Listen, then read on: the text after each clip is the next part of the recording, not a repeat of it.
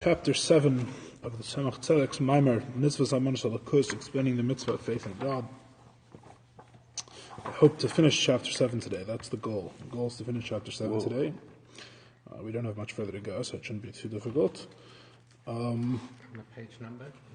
We are in the English, we're on page 223. We've been speaking about how the different traits of God in the world of Atzilus, the different traits of God as they're expressed, totally united with God, in the manner in which we've been explaining in previous weeks, in which there's a light and a vessel, and the vessel is what constricts and defines the godly expression, and the light is the life force, the soul, so to speak, of the godly expression, and the two of them united form what are called the 10 spheres of the world of Atzilus, the 10 tools, the 10 means by which God interacts with the world. And these things have the advantage of being neither worldly and not God. They are in between. They're godliness, they're expressions of Hashem. And we've been explaining in this chapter how those expressions actually come down into our world, because those expressions, as they're still expressions of God, are truly infinite and truly beyond our capacity even to understand or to grasp in any way.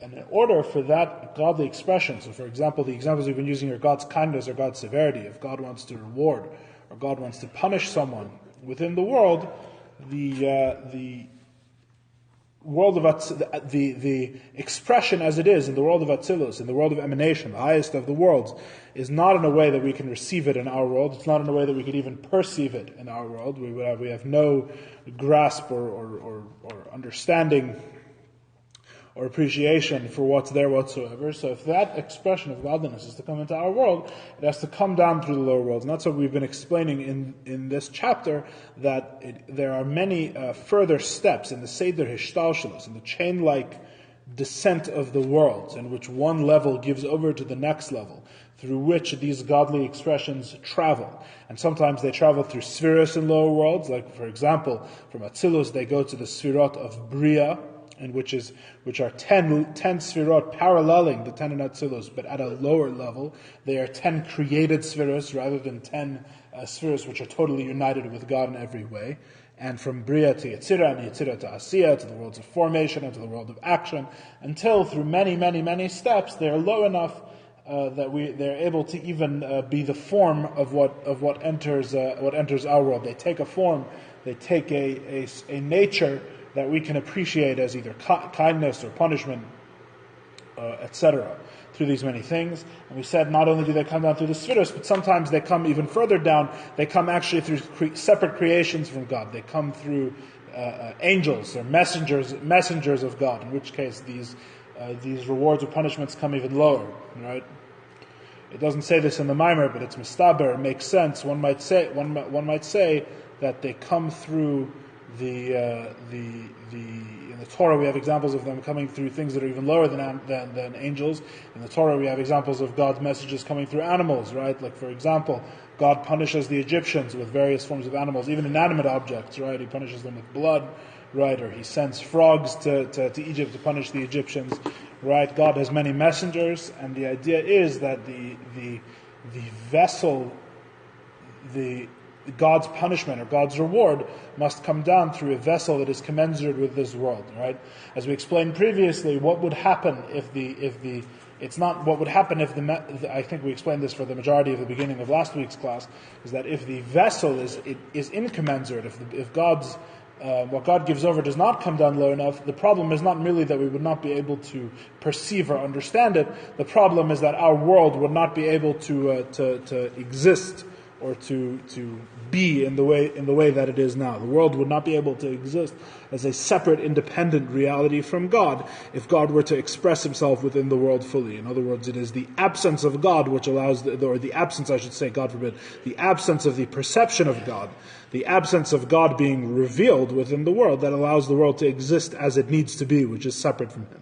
Because why does the world need to be separate from him? Because as we learn in Chassidus, which is based on the Medrash, because God desires to have a dwelling place in the lowest of all worlds. God desires to be revealed in a place where he is naturally completely concealed. So in order for there to be a place where he is naturally completely concealed, he cannot give himself over in the way that he is in Atzilus. He cannot express himself with an expression that's completely united with him. Rather, his expression must come down through contractions and limitations until it can come into the world in a way that it's perceived and seen as a separate existence from God entirely. Let us continue 3 lines up from the bottom of page 223. There is also a godly influence or a godly sustenance which does not need to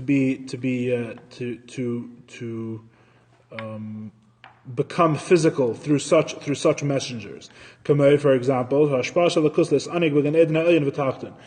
for example, the godliness which shines and which the souls take pleasure in the higher and lower Gan Eden, the higher and lower Garden of Eden. We're speaking here of the spiritual place where the soul goes after a person passes away. You have the higher Gan Eden and the lower Gan Eden, which are different spiritual realms described in the Kabbalah and the Torah and various other places. The higher and lower Gan Eden have an expression of godliness which is obviously not made physical like the expression of godliness that's within our world. In other words, every time God is expressed in any way, which really means any time anything exists, right? Because the existence of everything is dependent on God's expression, as we may discuss more a little bit later. But any time where God is expressed, obviously this means that his within the worlds, right, but from the world of Atzilus and below, it means that his expression has come through some sort of process. It comes to us through some sort of limitation, because otherwise, if it didn't, then everything would be totally united with God, right? As we explained about the world of Atzilus, Atzilus has no private and subjective perception that it is separate from God at all. In other words, Atzilus knows that it is completely united with God. It's only in the world of Bria and below, the lower spiritual worlds, it's only there that there is such a thing as a separate reality from God that perceives itself as such, perceives itself as a separate reality from him, so to speak, has the sense of being independent in any way. And the truth is that in the higher spiritual worlds, this independence is very minimal. Right, you basically have angels that perceive that they're a separate existence, and yet their entire existence is completely devoted to God. In fact, they wish to be destroyed and to be totally lost within godliness, and that's their own desire. But nevertheless, they are separate entities. So anywhere that's going to be expressed where God is more hidden than that, in other words, anywhere where God is more concealed than the world of Atzilus, the world of emanation, which is totally united with him in every way, there's going to be some sort of concealment for God. So we said that the godliness that comes into our world has to come down through many contractions and many limitations and many concealments. But there's other forms of godliness which express in the other world which come through less concealment. For example, the higher Gan Eden and the lower Gan Eden, where the souls take pleasure in God, literally the pleasure of the soul in Gan Eden. When we talk about the reward for the soul, well, whether it's the direct reward for the mitzvah is actually more controversial. But when we talk about the pleasure that the soul takes in God and in the Garden of Eden, what we're describing is their perception and their unity with godliness. And the godliness that's expressed there does not come down through as many limitations and not as many concealments as it does when it comes into our world. All right? Nevertheless, since the godly influence there, the godly expression there is drawn through created vessels, for example, the vessels of Bria, Yetzirah, Nasiya, meaning to say of the three lower worlds, meaning to say that the spiritual DNA, the spheres, the spiritual building blocks of those worlds actually come through vessels which are actually separate from God, right? We emphasize time and again that the vessels we've discussed in the world of Atzilus, which is most of what we've been discussing in this discourse, those vessels are themselves totally united with God, just like the light. That's what makes Atzilus special. That's why they're able to unite with the infinite light of God. But from the world of Bria and below, the vessels are themselves creations. That's why it's called Bria. That's why it's called the world of creation. They're separate entities from God. So even though you have a higher godly expression, even though the souls have a certain perception and knowledge of God, a certain experience of God after death, the experience that they have in the Garden of Eden, the soul after it passes, whether it's the lower Garden of Eden or the higher Garden of Eden, these perceptions also come through created vessels. In other words, you're not having a so to speak, a direct experience of God, right? In other words, everything is really an experience of God in some way, right? You could say the table is an experience of God, and you could learn Kabbalah and find out what is the source, the spiritual source of a table in the higher worlds, in the world of Atzilus. What is a shulchan? What do the letters represent? What does the word mean? And you can learn about what the spiritual essence of the table is, and then you can actually see God. You can perceive the godliness that the table represents, or that the table embodies, so to speak. Different things like that. You can know its relationship to halacha, its relationship to Jewish law, its relationship to God's will, right? There was a table in the Beis Hamikdash, you could learn about that. There's lots of things, everything expresses God in some way. Everything that exists expresses God in some way because the Creator is involved in the creation, right? To some extent or other, right? So what makes the revelations of Gan Eden special is not really a difference in type from the table, rather just a difference in so to speak, in quantity, right? You have a much less concealed. You're not seeing the actual table as a physical entity in a physical world. You would see the spiritual source. You would see the higher expressions of the creation. So it's quality, it's not quantity. In a sense, it's quality, but I'm saying maybe it's two types of qualitative differences. Then maybe you're right.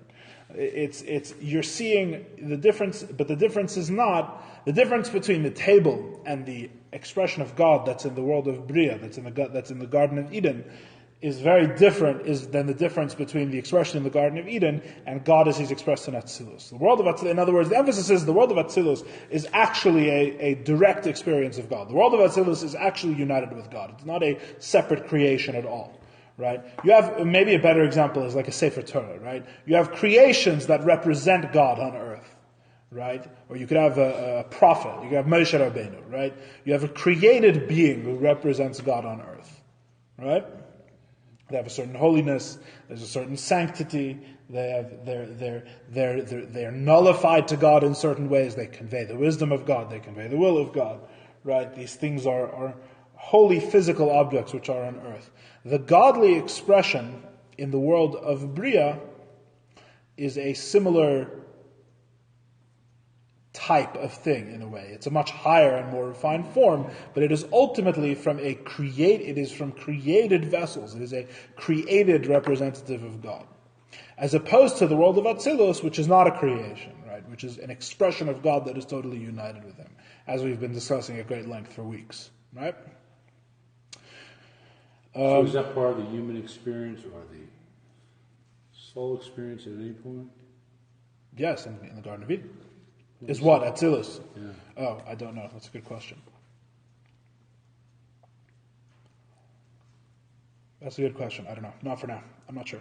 V'kol sheken malachim, and certainly I think Atzilus is experienced. The question is whether it's experienced and you recognize it for what it is. Is a better question, but maybe it's a discussion for a different time. V'kol sheken malachim, and certainly the angels in these lower worlds. So even though these things all come through these physical, these so to speak, not physical, these created vessels and these created representations of God, nevertheless, may he be blessed. God Himself is the mashpia. God is the source of all of these things. So you have the various levels. You have Atzilus, but even the lower levels, which come through created vessels. You're, so to speak, even experiencing God through creation, created vessels in the spheres. Or even further, you experience God through an actual creation, like an angel, right? Or something like that. As we've been describing, nevertheless, God is the source of all of these things. In other words, God, it's not you. It is God that you experience through these things. It's not another, God forbid. In other words, the idea is that it doesn't end with the creation. On the contrary, all of these things come from God. It's just a question of how close, of how much of that is appreciable through the thing itself. Because this godly influence, this godly expression, expression is probably the wrong word. This godly influence, is how he translates it here, comes through the ray of Atzilus which is invested in these vessels.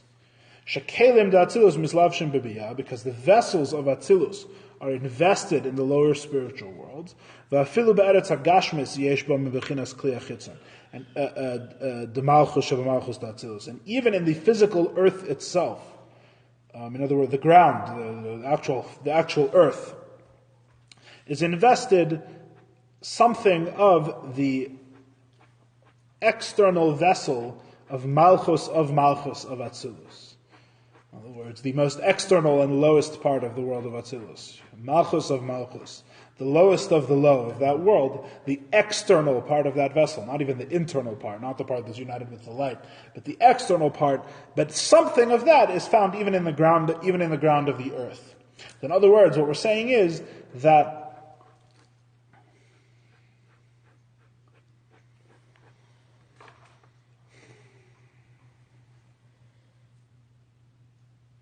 this is really what the world of Atzilus, what having this system accomplishes. This is why God created the world, so to speak, in this way, with this system, with this world of Atzilus. Because even in things which are separate from God, even in things which are actually created, where do they come from and where do they trace their source to? They trace their source back to Atzilus, right? In other words, let's say, for example, let's go back to the Rambam, as we discussed him many times previously, right? The God of the Rambam he has no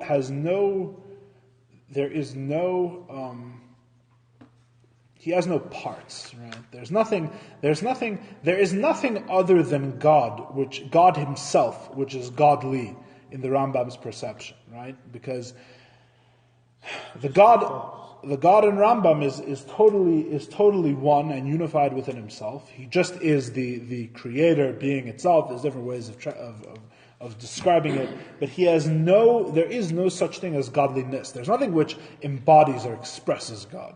In the Rambam's conception, in the Rambam's worldview, the structure the Rambam builds, there's no such thing as an expression of God. There's only God and the creation. And the creation does not reflect God. The creation happens to be the creation of him, but other than that, it does not reflect him in any way, really.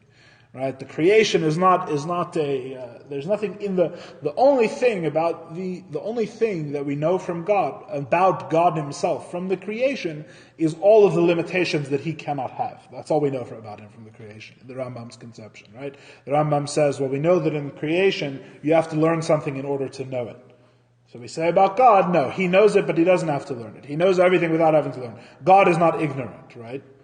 So you ask the Rambam, so God is wise. He says, no, God's not wise. You can't say God's wise. That's a definition of God. No words with definitions apply to God, right? You don't say God is wise. You say God is not ignorant. He's lacking the limitation of ignorance, right? You say God is lacking. He's not quick to anger. He doesn't have the limitation of easily angering at people. Right? You say, so he's patient. You say, no. When we say he's patient, what we mean is that he's lacking the negative trait. He's lacking the limitation of having patience. He has infinite patience, but we can't call it patience, because patience is a word with a definition, and God doesn't have that. Whatever God is beyond definition. He just is, and the only descriptions we gain from the world are negative descriptions, right, in the Rambam's perception. But in this system, what relationship is there between any given object within the world and God? And the answer is, naturally, there is no particular relationship, other than the fact that everything requires God to exist, right? The actual details of the existence are irrelevant, right? In other words, you could have a watch, and you could have a cat, and you could have a human being. And what is the relationship of the three of them? Let's say that you have a human being who doesn't perceive God, because the big exception, and the way the Rambam makes everything work, is through intellect and understanding God. Let's say you have a human being who can't understand God. Let's say you have a baby, right? You have a baby, you have a cat, and you have a watch, right? A baby still has the capacity to understand. It's a bad metaphor, but whatever. You'll let me slide. So what's the relationship do these things have with God? In the Rambam's, in Maimonides' structure, the relationship they have with God is that all of them depend on God to exist at every moment. But other than that, there is no relationship. What similarity is there between God and this thing? There's no real similarity. There's no real similarity between them at all. There's no real relationship. You can't say that these things are, one thing is more godly, one thing is less godly, this thing has this relationship to, this thing represents this aspect of God, or a different aspect. God has no aspect, He has no definition, there's no relationship, there's no, without any words that apply to Him, that have definitions, how can you even say that this thing has any relationship in particular with God at all? Right? But we don't hold like the Rambam. Chassidus says that there is such a thing as the world of Atzilus. We're not going to go into the Maharal, which is the other end, right? We're just going to. So according to Chassidus, you have a whole different thing. You have the world of Atzilus. The world of Atzilus is, as we've been explaining at great length, a place that is both limited and finite, right? It's limited in that it is defined. There are 10 spheres, each one of which has a definition and is not the other. And this comes about through the vessels. This is God expressing Himself in a limited way, which is called the vessels. And it's completely united with God because of, as we say before, because of the light, right? Which is the kav, which is the ray, which is the truly a ray of God's infinite expression of Himself as He actually is. And by this Kabbalistic system, what you essentially have is you have something which is limited and defined, although in a very abstract sense, and yet is completely and utterly united with God. This is actually an expression of God that is not a creation, right? It's an expression. It's actually an expression of Him. It's not a separate thing from Him. So it's something which is actually godly, but which is not God Himself, as we've explained at great length over the weeks in this discourse. What's the advantage of having such a system? What's the advantage of having such a world of Atzilus, of having such a reality? It's what we just said in the Maimar right now, because the fact is that you actually have something which is separate from God. You actually have a creation. You have something like the table. The table is a separate creation from God. Both the Rambam and Chassidus agree that the table is a creation. And a creation is God forbid to say the creation has a relationship with God. However, the world of Atzilus has a relationship with God. The world of Atzilus is a place that is both limited and infinite, and it is the world of Atzilus, and by those 10 spheres, by which everything that exists receives its form, ultimately, through many, many, many gradations, and many, many tzimtzumim, and many, many contractions. The form of everything finds its root in the world of Atzilus, and therefore, the table does have a relationship with God. The table does have such a relationship. And in fact, everything in the world has such a relationship. It's easier to understand maybe a little bit if you consider that Atzilus and the Torah are, in a deep sense, very much related. The Torah and the world of Atzilus are very much the same sort of thing. I don't know if I'd be so bold. I think I said in an earlier class the Torah is the world of Atzilus. Maybe it's too bold. But the Torah and Atzilus have a deep and profound relationship. The Torah and Atzilus are very similar, right? The Torah is a limited work. It is a work with a certain number of letters, and yet it contains the infinitude of God's intellect in a way that we can't really grasp. We can't really understand how God's infinite intellect, how God's wisdom itself is in the Torah, and yet the Torah is a limited work with certain definitions, right? We know that if you keep digging in it and you keep expounding it according to the rules that are given, there's no set limit. But we can never actually reach the infinitude of the Torah. You can't attain infinity. Infinity is only in the work. Right? So the Torah is also an infinity within a finitude. It's something which is both completely godly and yet and yet limited, but not of the world. Right? It's limited, but it's not like anything else which is limited. Its limitation contains infinitude. Right? Sounds vaguely familiar, fits with what you've learned about the Torah before. So the Torah and the table are not the same thing, God forbid. The Torah is a godly. The table is just a mundane creation. However, the fact that there is something which is actually godly, which speaks in the words and has definitions in worldly terms of things. The fact that there is a Torah topic called the table, and you can learn about the table as it is in the Beis HaMikdash, and you can learn halachas that are connected to the table, and you can learn see where the word table is mentioned in the Chumash. Right? This all sounds very mechanical, but the fact is that the Torah is completely united with God, and the fact that the table has a root and has a source in the Torah means that the table and God are in a way very much united. if you can bridge that gap, if you can find the relationship, because when we say that, this is what we mean when we say the Torah is the blueprint of the world. Right? Just as we say that all of the worlds come from Atzilus, all of the worlds are created from those spheres as we've been describing, right? They come down through the many, many contractions from that world of godliness through all the lower spiritual worlds to create the forms that are present in our physical world. So too, the entire world has its source in the Torah. And so, where it actually talks about tables in the Torah, right, is actually the spiritual root. It is the foundation in God's infinite wisdom, in God's reality, so to speak, where the table comes from. So what you essentially have in the world of Atzilus is you have a place that is subjectively an expression of God. You have God expressing himself. He's not, so to speak, he's not talking about the world. He's, so to speak, talking about himself, maybe, that you would say metaphorically, right? But what words does he use? He uses words of limitation. There's something called chesed, which is kindness, something called gvura, which is severity, right? And the interplay of all of these things are the source of all of the reality that we inhabit. And therefore, there's a meeting point. The two things touch. God and the world, through the world of Atzilus, through light and vessels, this is the place where the world and God share a reality.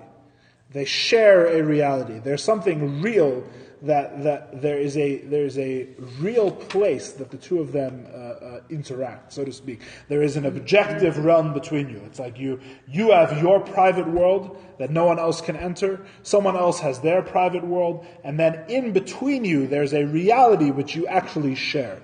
And for God and the creation, that reality that's shared is Atzilus. The creation finds its root in Atzilus, and God expresses himself in Atzilus, and they're both the same thing. So in other words, in the world of Atzilus, you find that you have this shared and common reality. And therefore, even when you connect to expressions of God that come through an angel, or come through created vessels, you connect to created expressions of God, where do they have their source? They have their source in Atzilus. And therefore, what are you really relating to? You're not relating to only a messenger, you're relating to God himself. And that's the difference between what Chassidus says and what the Rambam says. That's the bottom line. The bottom line is that the Rambam says when the Shekhinah came, when God's presence came and dwelled in the temple, in the Mishkan, in the sanctuary, in the desert, what was that? That was a creation. That was a creation that he sent to represent him in the temple. What does Chassidus say? Chassidus says that no, God himself dwelled. The presence of God, which is not, so to speak, the highest expression of God, right? We're not saying there's not different levels. We're not saying there's not different gradations. But the point is that there is a form of godliness which expresses itself in limitation. And therefore, God himself is able to dwell within the world. The world and God are not really two separate things. The world is a continuation of the process. That's what's accomplished by having this. Not a contradiction. Exactly. It's not God and the world, and the two of them are completely separate. This whole thing which we've built, which we've explained about the world of Atzilus and the light and the vessels, is to explain how God and the world are really united. And therefore, when somebody experiences godliness, even within this world, even in this low place, what is the source of everything? Everything comes from the world of Atzilus. Everything comes from that shared space between the creation and God. And therefore, really everything in its source and in its root and in its essence is godly. As we said, even the physical ground itself, so to speak, the symbolic lowest place that there is, right, to us, the symbolic lowest place of humanity, beneath our feet even, right, has its source in Malchus of... Is there anything that exists in Atzilus that doesn't exist here? I think so, but I don't know. That's a good question. Is there something in Torah which doesn't exist within the world? Maybe before Mashiach comes, yes, you want to say, right? No, I don't know. You'd think. That's a good question. The angels, are they also part of Atzilus, or they? No, angels are usually creations, we say. Angels, there may be exceptions. Souls are from Atzilus. Souls are from lower places as well. No, but they're all rooted in Atzilus. Where's Moshe Rabbeinu? It's a question of how many tzimtzumim they go through. All the souls start in Atzilus, but then some go through Where many about more Moshe tzimtzumim. Rabbeinu? Comes from Atzilus? All souls come from Atzilus. Also. We come from Atzilus. It's different. Yeah, the question is how much did the process of coming down affect you or not, right? the Right, thing. right. So Aren't you contaminated? the angels are not sort of from a parallel Atzilus. No, angels are from lower worlds. Lower. Angels are creation. Souls are higher than angels, So they're in the same system as such. so to speak. They're Yeah. not from a different system that No. can no. interact So- with our system. No. So it's they're all a the creation, same. period.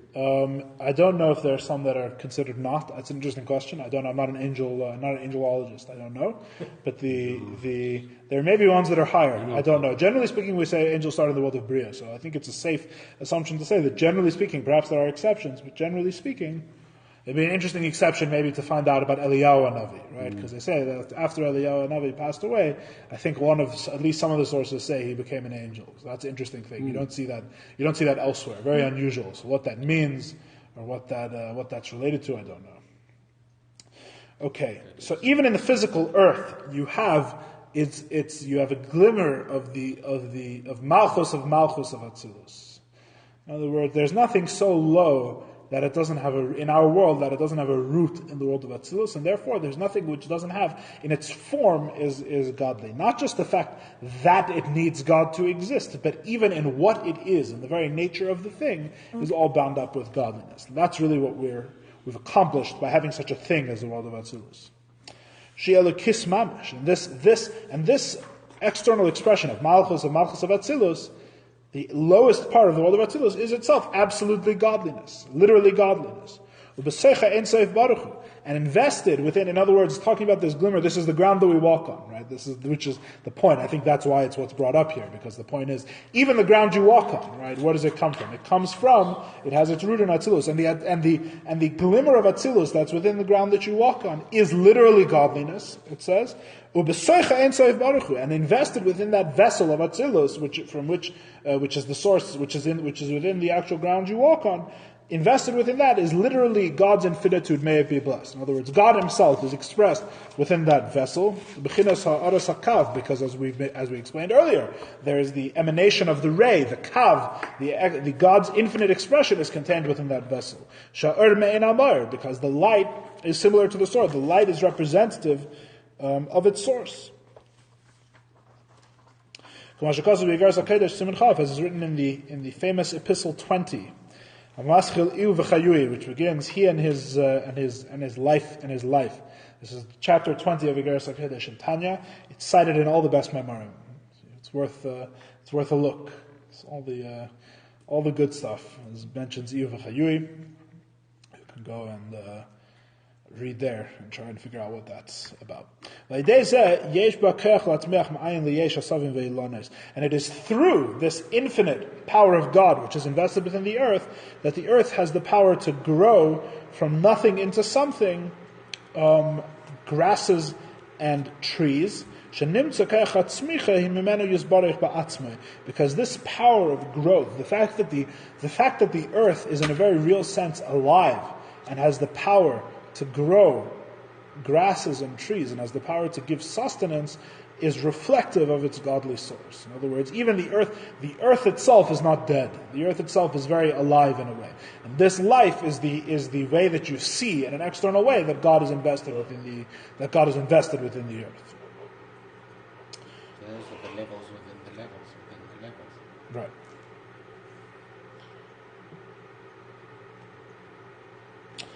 Ella, but so it's it is godly sustenance which comes from His infinite light, as it's invested in Atzilus, and it goes into the vessel of the last of the spheres of Atzilus, and the Malchus of Malchus, the last of the vessels of the last of the vessels, and the external aspect of that vessel is what's invested in the ground, and that is what causes things to grow. So it's God Himself ultimately who causes the plants to grow. So the question is, but you actually grow physical plants, right? So what do you mean? You're telling me the physical plants grow from God? These are physical creations, right? It's what grows physically. Yeah, but the answer to that question is the godliness itself is invested in physicality. The godly life force that's within the ground, so to speak, the ability of the ground to give sustenance and grant life is itself invested in physicality. It comes through all these vessels. And so too with the influence that is given over through the angels. The angels work in a similar way. Just as God is invested in the ground to make things grow, so God is invested into the angels to give over their their sustenance. That within them shines the light of God from the vessels of Atzilus. So in other words, the life force of literally everything, the life, the thing that what allows a thing to give over life, and what makes each and everything truly alive, is the extent to which it's united with God. And therefore, the life force that's within the earth comes from its source in the world of Atzilus, and so too what the angels are able to give over also comes from God as He's within the world of Atzilus. Any questions so far? I'll leave it for later. Okay. Through this, the sustenance is conveyed.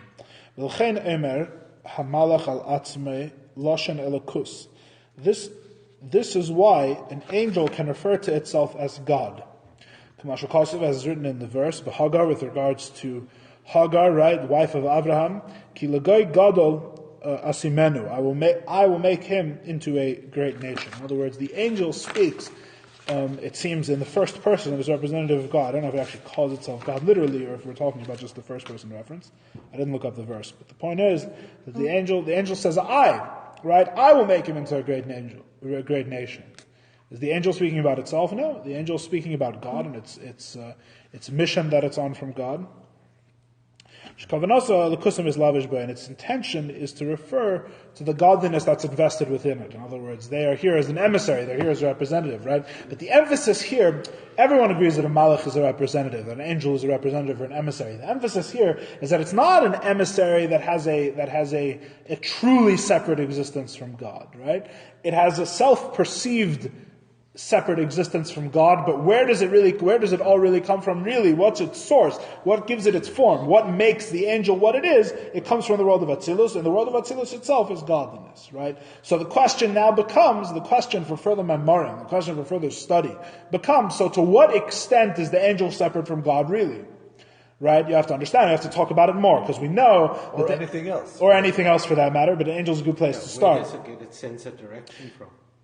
Its sense of direction. Where does it get anything from? In other words, what's it like to be an angel? An angel perceives itself as a separate creation from God, and yet, what is it? It's only a messenger from God to carry out God's mission, and not a messenger in a way that it has really an independent existence. It's a messenger in such a way that by its very nature and the way that it exists, its very way of existing, its very form, is rooted in the world of Atzilus. Its very form, the form of which which grants it, so to speak, its direction. Grants it everything that it's able to do, is all rooted in the world of Atzilus, which is in turn only an expression of God that's completely united with Him.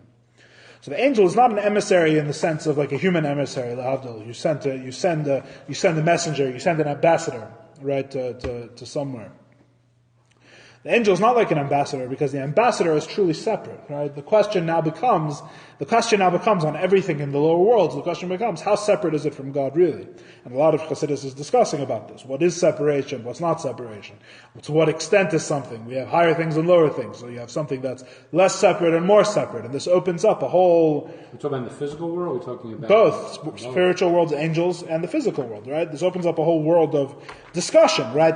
We know that there's higher angels and lower angels. So what's the difference between the Srafim and the Eifanim, right? In their perception, these two different types of angels. In their perception of God, right? In the perception of themselves. What is their self-understanding, right? What does it mean to be an angel that on the one hand is a separate existence, but on the other hand is totally formed from the world of Atzilus? And the difference between an angel and us is that we don't naturally perceive that we come from Atzilus, whereas the angel is aware that they come from Atzilus. What does that mean? What does it mean to be a separate existence who totally perceives your own source as it comes in the higher worlds? So maybe sometimes you can't be, right?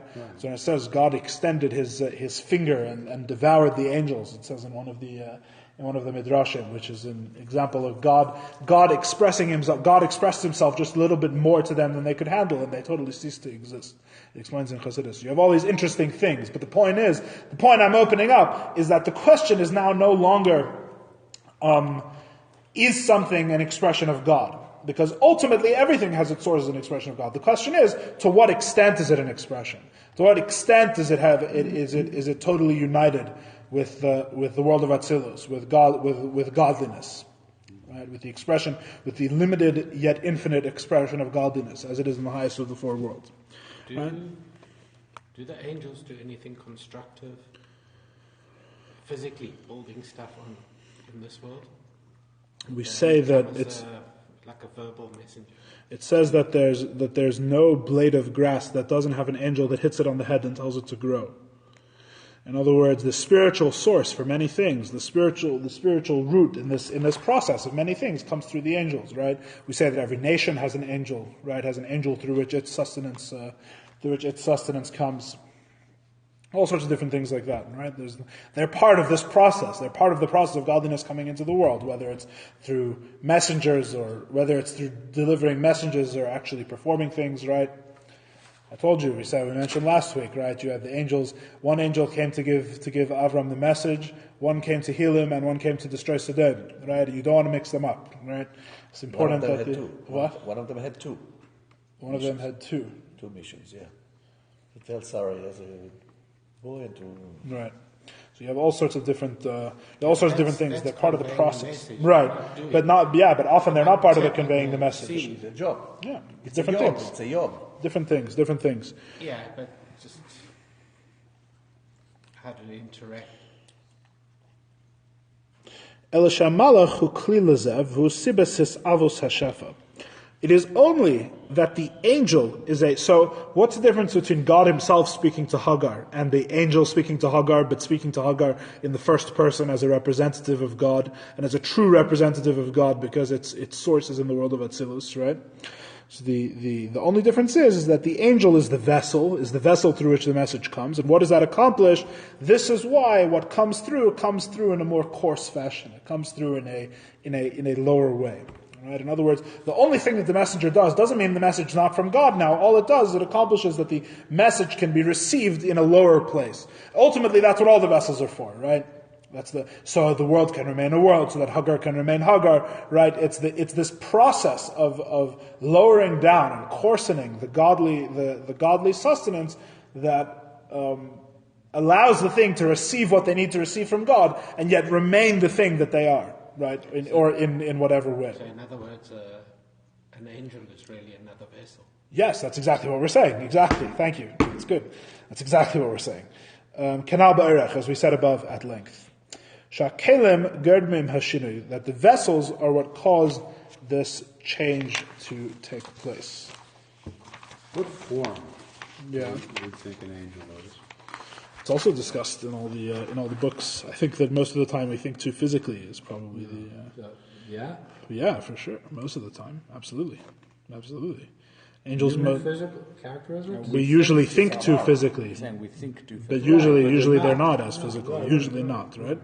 It all depends. I don't know. Go read book. I'm not an angelologist. I don't know. Some people are very into angels. It's not my. It's not my thing. The Abraham messengers were angels, but they were Basar Adam. They were what, telepathic messages? The point of the angel is to connect you and God. Getting caught up too much in the angel is a problem, right? Yeah, but their main I just messenger understand how they do it. godliness, so it's That's also another question discussed in Chassidus. What greatness can be ascribed to the messenger that comes from God, right? For example, there's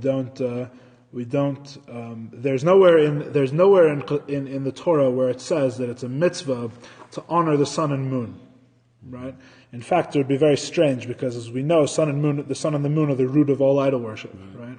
Why doesn't it say honor the sun and moon? On the contrary, where does everything you eat ultimately get its energy from? From the sun, right? Everything we eat, and explains in Torah. There's other things which get their energy from the moon, which is interesting. There's certain plants which get their energy from the moon, and certain plants get their energy from the sun. So all of these things, they are what the messenger that brings us godly sustenance, right? So shouldn't we respect them?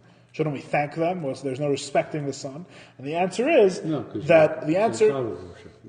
but what makes it idol worship? Right? On the other hand, you are told to respect your parents, right? What, they're any different? It's all godly sustenance. Why should you respect your parents and not the sun and the moon? Right? And the answer is because the sun and the moon have no free choice in the matter. The sun and the moon are created naturally to do it. They don't have a choice. They're the vessel that God chooses to give energy to the world, but it's not, that doesn't ascribe any greatness to them. right?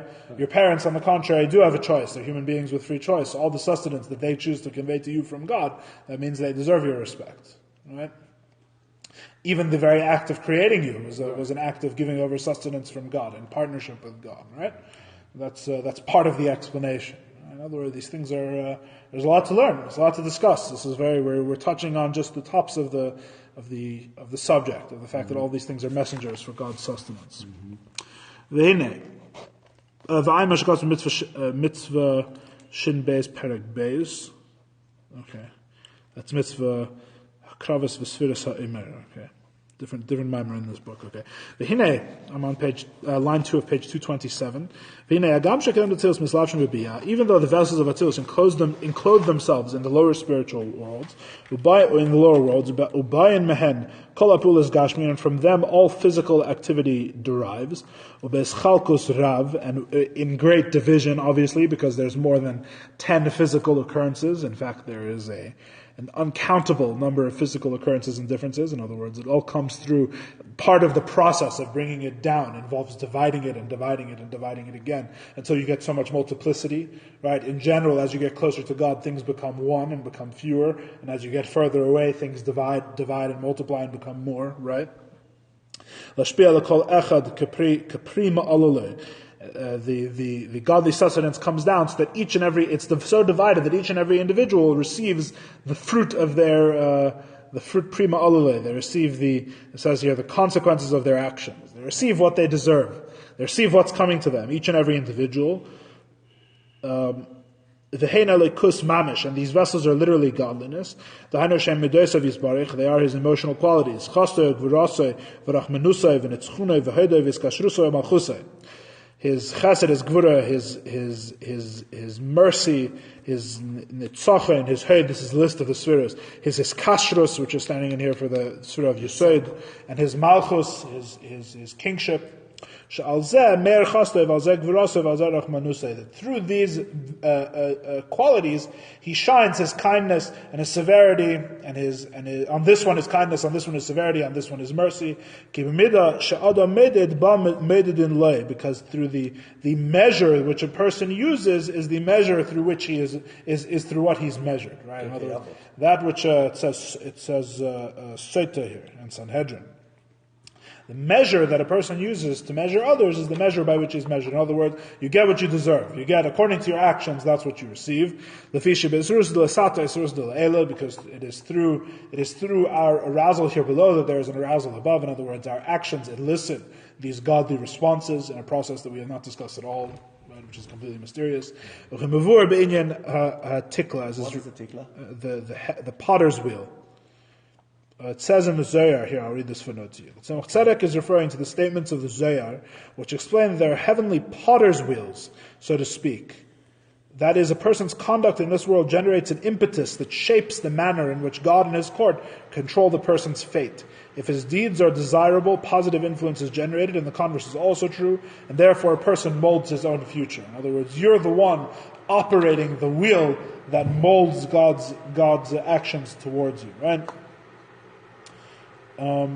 So in other words, not like we discussed at the beginning of this chapter where the Rambam said that God has a love, what's God's love for you? God's love is an illusion. And there's only actions. And the actions are interpreted as this is how God would act if He were a person and the person loved me, so God acts in that way. But does God actually love me? No, that would be a limitation on God. You can never say such a thing. Right? As opposed to here, we're saying at the end of the chapter, according to this whole way in which we understand with the world of Atzilus and this expression and godliness, on the contrary, no, these are expressions. What we receive in this world are actual expressions of God Himself. Not God Himself as He's infinite and transcendent and one, but God Himself as He expresses Himself truly in the world of Atzilus. When we refer to God's love, we refer to something that is actually God's love. In fact, the very source of the notion of love finds its source in the Chesed of Atzilus. That is the true love. Our love in this world, and all the different forms of love in this world, are reflections, divided reflections, and glimmers of what the true love is of God as He loves in the world of Atzilus. So in other words, the true love is not, like according to the Rambam, found in our world, and applying it to God is a mistake. On the contrary, the true love is found with God, and what we call love in our world is only a shadow thereof. A mistake. Right. No, it's not a mistake. It's an analogy. It's a reflection. It's a glimmer of that true love that God feels, and the true severity that He feels, and the true mercy that He feels, and so too all the other spheres. But all of this, it all comes through the vessels of Bri Yitzir and Asiyah, of the lower worlds, according to the activity that they're intended to produce. And even though all of this comes from Him through these vessels, nevertheless, none of this activity, none of these things that take place affect or change God in any way. You have both. You have God is intimately involved. Remember what we said. We said that the truest faith, I think we quoted the Baal Shem Tov, if I'm not mistaken. It was in a previous chapter. I can't remember now. But we said that the truest faith is an understanding both that God is intimately involved in every single thing that takes place within the world, and that God is not changed at all by the world's creation at the same time, right? So we've just been explaining how God is intimately involved in everything. Now we're saying the other side. But you must know that none of this affects or changes God in any way. Because all of it is emanated from Him. It is only His light, it is only His expression which changes. He Himself does not change, as we explained in a previous chapter, and I'm sure we'll get back to again. It does not affect His essence. And even this takes place through a great contraction and a great limitation. That this light that we mentioned before undergoes a great tzimtzum. And it is only in the reshimu, it is only in what's left over after the tzimtzum and the great contraction that this actual change takes place. And it doesn't affect God Himself at all. As we said before, God creates His joy. Right? He has joy, which as we described before, is this trait which implies the investment of the whole person. God is completely invested in the world of Atzilus. He gives it life. He gives it, His joy is in there. In other words, the whole person is completely there. But by God, what is His whole investment itself is only a creation. Is separate from Him and it does not affect Him in His essence at all, but is rather an expression as well. Atzilus. Correct? Even though the light of the Kav is invested in it, even though His infinite light is invested in these vessels, and comes even from the level before the tzimtzum. In other words, He and God Himself, in His very essence, is invested in these vessels. Don't make the mistake that Atzilus is an expression of something else. It is an expression of God Himself, right? Ultimately, and it is God Himself that is ruling the world through the world of Atzilus.